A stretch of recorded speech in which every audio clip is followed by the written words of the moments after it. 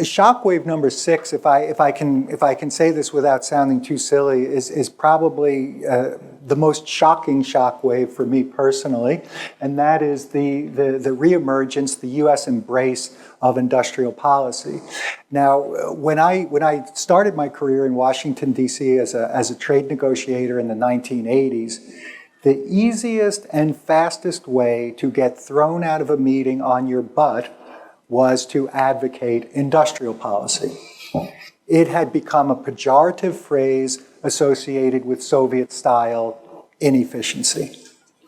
But now we seem to have come full circle, as evidenced by the Inflation Reduction Act, the CHIPS and Sciences Act, and other similar type programs that are under active consideration in the European Union.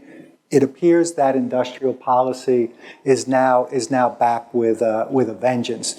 The other important thing to keep an eye on is the simple question of, is this going to work? Is this going to work? Now, it sometimes, certainly when I was starting my career, it seemed to be conveniently forgotten that the U.S. actually does have a fairly successful history with industrial policy. Literally going back to its founding, when Alexander Hamilton first convinced George Washington that we've got to pursue industrial policy to create a textile industry in New England. So this current iteration of industrial policy is in response to China's success with industrial policy. And the one word of caution I would interject here is that China and China's system provides a lot of advantages to conducting industrial policy that the US or the European Union simply don't have.